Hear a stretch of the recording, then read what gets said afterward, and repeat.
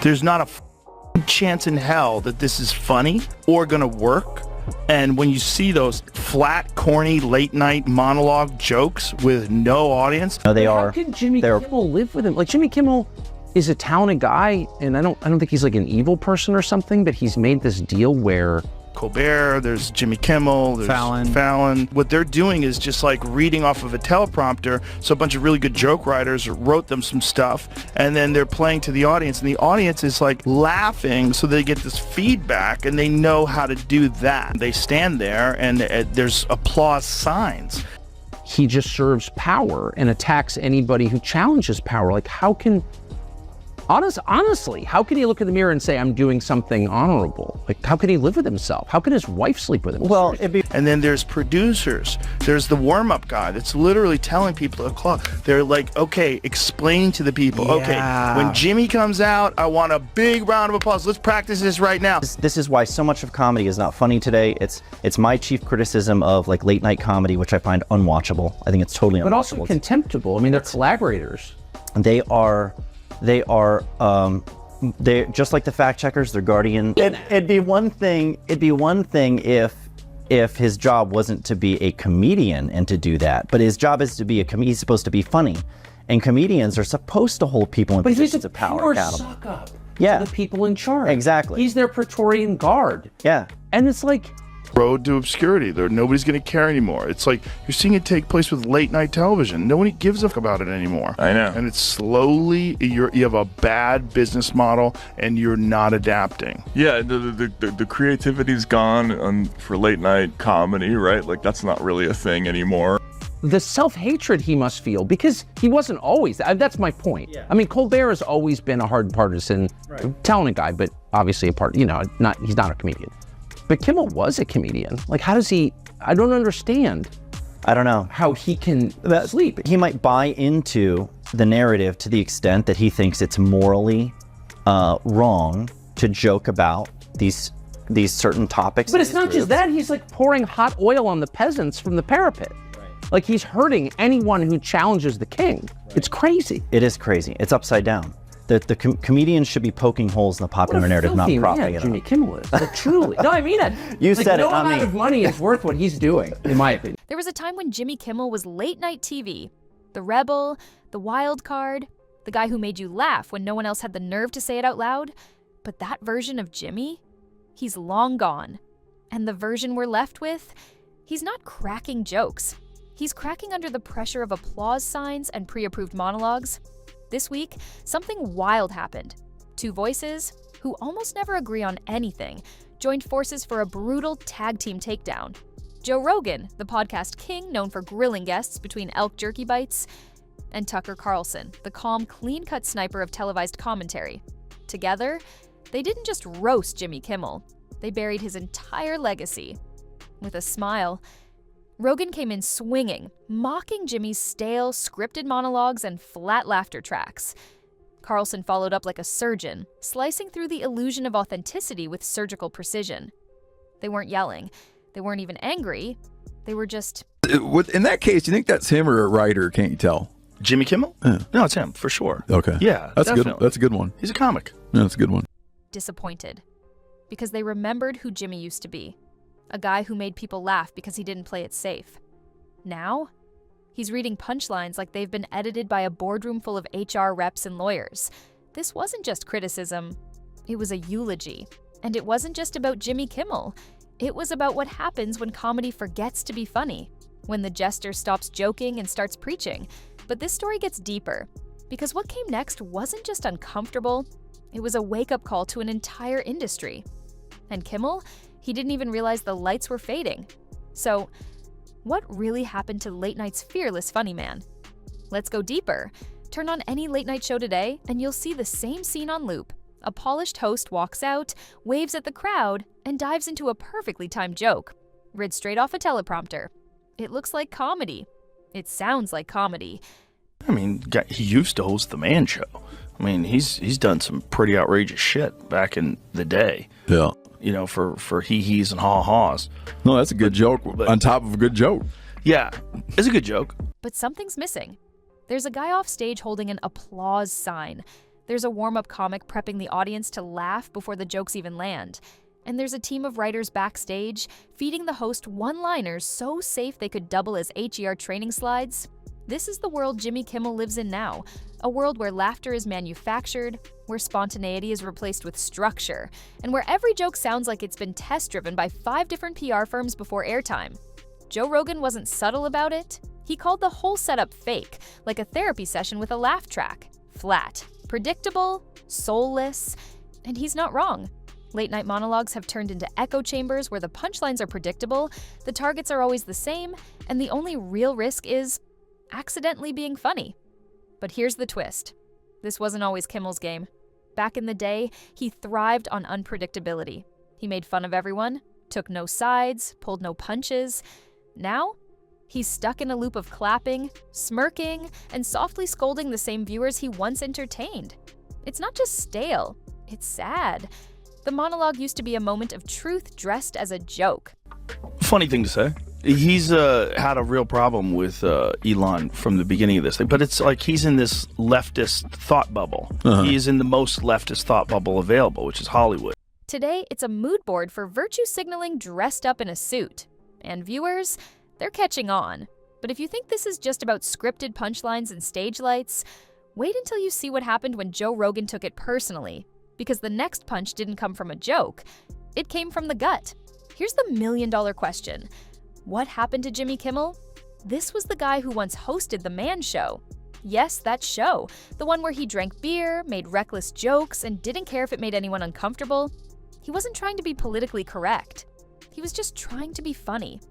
But fast forward to today, and Kimmel's not the rebel anymore. He's the hall monitor with a punchline. Gone are the days of outrageous sketches and no-holds-barred roasts.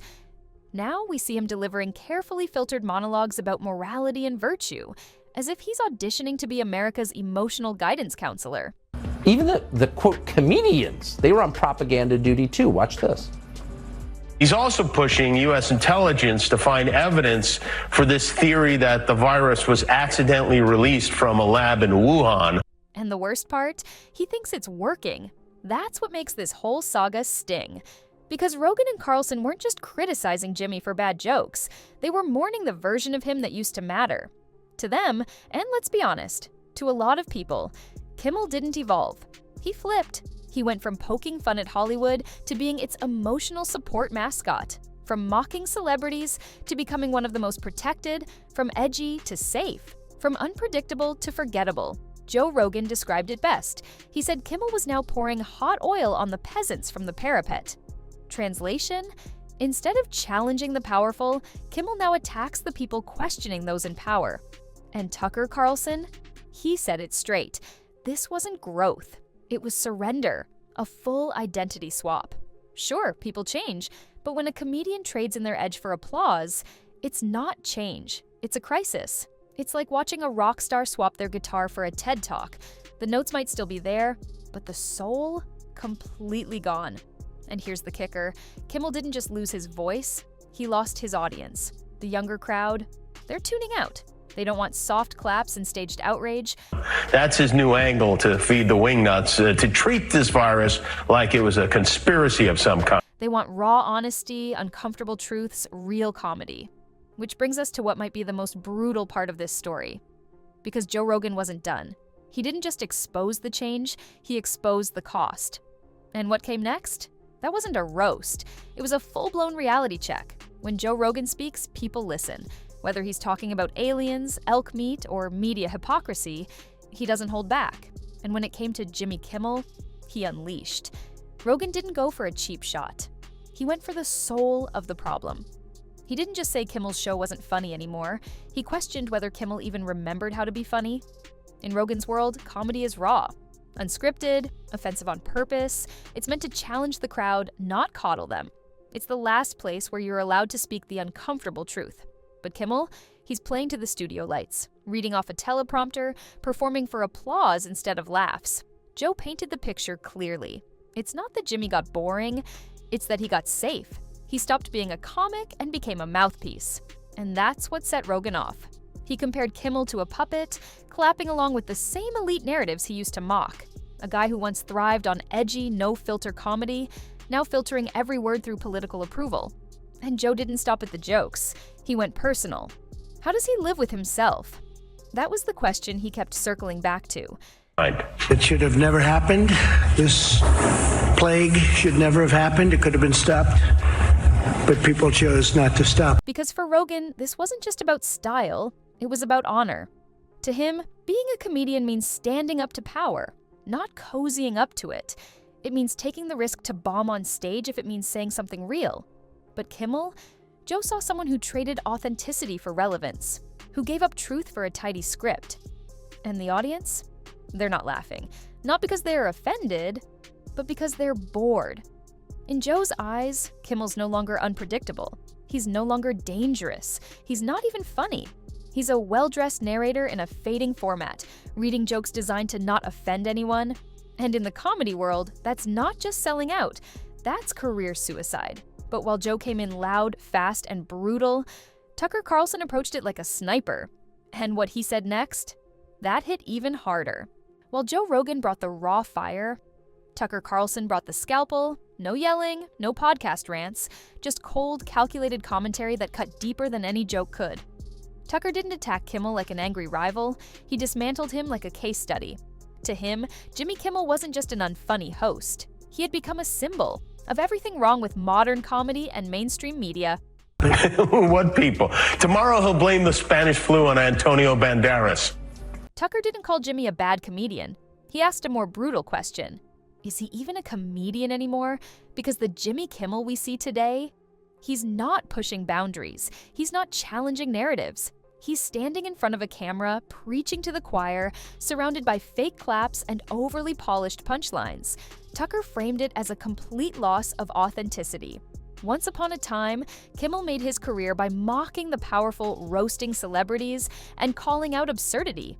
Now, he protects the powerful. He echoes celebrity talking points. He doesn't question absurdity, he defends it.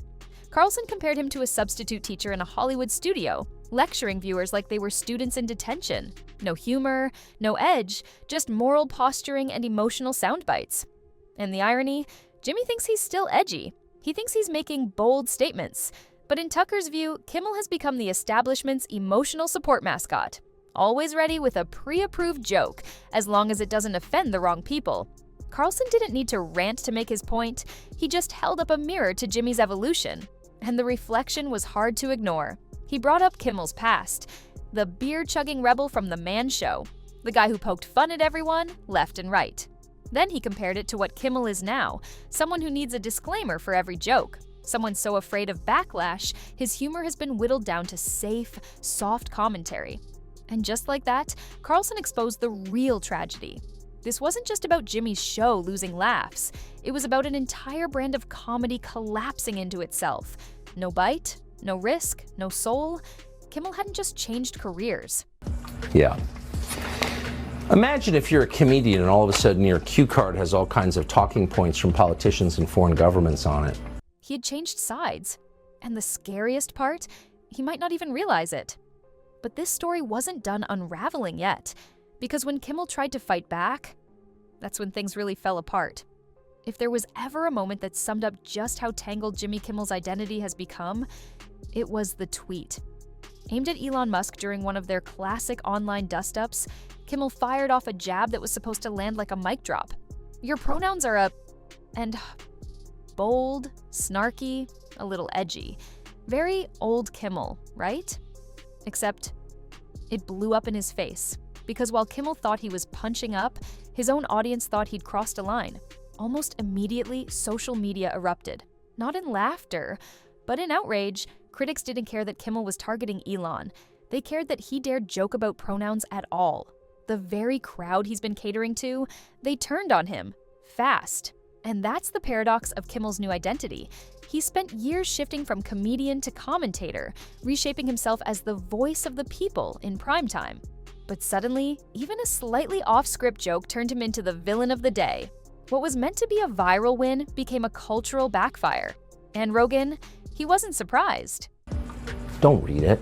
You degrade yourself, and you become complicit in the greatest crime in history. Because this is exactly what he warned about. When comedy becomes so politically filtered, even a small crack in the script can cause a meltdown.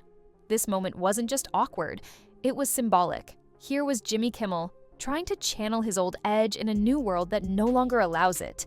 A world where every joke is analyzed, categorized, and weaponized. Where the safe comedian isn't safe anymore because even safety has rules, and one misstep is all it takes. Kimmel tried to clap back, but all he got was a standing cancellation. It was like watching a comedian get booed by his own fan club. And for Rogan and Carlson, it was the ultimate proof that Kimmel no longer belongs to comedy. He belongs to the narrative. He's not edgy, he's not risky, he's stuck in a space where the punchline has to be approved by Twitter before it hits the screen. And if you think this one tweet was a fluke, just wait, because as ratings dipped and relevance faded, the numbers told an even darker story. The tweet was bad, but the numbers? They're worse. While Jimmy Kimmel's clapbacks made headlines, his ratings quietly plummeted behind the scenes. And not just by a little. Once a staple of late-night television, Jimmy Kimmel Live. That sort of self-censorship and the idea of being a more empathetic person is a good thing, right? But as long as it's reasonable. Has seen its viewership in key demographics drop year after year. Among the 18 to 49 crowd, the very audience Late Night was built for, his show lost nearly a quarter of its audience in the last 2 years alone. That's not a slip. That's a slow-motion collapse. And it's not just Kimmel. The entire late-night formula is bleeding relevance. Fallon, Colbert, Myers, they're all stuck in the same sinking boat. But here's the thing. Jimmy's fall feels personal, because out of all the hosts, he had the biggest transformation. He went from unpredictable comic to polished commentator. And in doing so, he lost what made people tune in. The younger audience isn't watching full episodes anymore. They're scrolling, skipping, watching podcasts, clips, TikToks, anywhere but network TV. And while shows like The Daily Show are trying rotating hosts and live town halls to stay alive, Kimmel, he's still delivering monologues like it's 2012, hoping someone out there is clapping. Even his decision to skip hosting the Oscars this year raised eyebrows. Was it burnout? A quiet retreat? A strategic dodge? Whatever the reason, it added fuel to the fire. Is Jimmy Kimmel still relevant? Or just hanging on? Because while the world shifted fast, Late Night didn't. And Kimmel, once known for being ahead of the curve, is now dragging behind it. Meanwhile, Joe Rogan pulls in millions per episode on Spotify.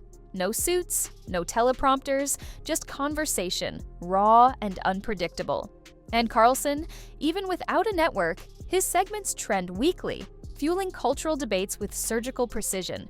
In contrast, Kimmel feels stuck, caught between who he used to be and who he thinks he has to be now. But the thing is, the problem with that kind of stuff is it continues to go in the same direction where more and more things become forbidden and toxic. The viewers see it, the critics see it. Even his biggest fans are starting to feel the disconnect. And that brings us to the harshest truth of all. This isn't just about one man falling behind. It's about an entire format on life support. And what Rogan and Carlson did next wasn't just personal. It felt like they were reading late-night TV its final rites. By the time Rogan and Carlson finished their takedown, it wasn't just Jimmy Kimmel on the floor. It was all of late-night television. Because their roast wasn't a cheap shot. It wasn't even really personal. It was a cultural autopsy. They weren't just criticizing Kimmel, they were mourning what late night used to be, before the suits took over, before the jokes got sanitized, before the punchlines had to pass through 3 legal teams and a focus group. Rogan called it comedy treason. Carlson called it emotional support theater. Together, they pointed to something deeper, that late night stopped being about making people laugh and started being about making people clap. Applause replaced authenticity, performances replaced personality. And hosts like Kimmel became less about who they were, and more about what they were representing. The court jester became the palace guard. And what makes this so wild? It happened right under our noses. For decades, late night was the place where comedians took risks. Leno, Letterman, even early Conan. They poked fun at everyone. No one was safe. But now, the jokes are predictable. The targets are political safe zones. The monologues feel like scripted therapy sessions with just enough punch to get clipped for Twitter. And the irony? The world has never needed authentic comedy more than right now. But instead of evolution, late night gave us repetition. While comedians like Tim Dillon, Andrew Schultz, and even Gutfeld started carving new lanes on YouTube and streaming, Jimmy Kimmel made a tweet back to him. He said, "Your pronouns are ass and hole." Which is pretty funny. But then... Did he really? Yes. And so then I read that, and there was people saying, please don't joke about pronouns. It's transphobic to joke about pronouns. the old guard just sat still. And Kimmel became the face of that stillness. The safe face. The clapping face. The "this is fine" meme, wearing a suit and holding a mic. Rogan and Carlson didn't kill late night. They just said what everyone else was too afraid to admit. That the format didn't die in a fiery crash. It just faded. Quietly. Softly. Clapping into the void while the audience quietly left the room. And if Kimmel, once the edgy, fearless comic, could be the last man standing in that echo chamber, then maybe it was never about talent. Maybe it was just about timing. But there's still one final truth to unpack. Because this entire story ends with a twist. Not about comedy, but about identity. So, here we are. Not just at the end of Jimmy Kimmel's credibility, but at the quiet funeral of what late night used to stand for. Rogan and Carlson didn't expose a scandal. They exposed something harder to fix. A comedian who forgot he was supposed to be funny. Because when jokes become lectures, when monologues start sounding like campaign ads, and when comedians choose applause over authenticity, something breaks. And that's what happened to Jimmy. He didn't just change styles, he changed sides. The wild card became the rulebook. The risk taker became the safe bet. And the audience that once loved him, they started asking, wait, when did he become that guy? The truth is, comedy doesn't die with silence. So they were chiding him for participating in a joke about pronouns. So Jimmy Kimmel was doing it. He was doing it too. Yeah, he was doing it too. Yeah. No, he was being accused of joking about it too. So they were upset at him. Even though he was attacking the appropriate person, he was doing it in a manner which is also construed as being transphobic. It dies with polite clapping, with punchlines that don't land, but still get applause, with hosts who used to roast the room, but now read from it. And Kimmel? He's not just caught in that trap, he's become the symbol of it. Joe Rogan and Tucker Carlson didn't coordinate a takedown, they just held up a mirror. And what they reflected wasn't just uncomfortable, it was undeniable. That the man who once mocked Hollywood is now the one begging for its approval, and maybe, just maybe, that's the real joke.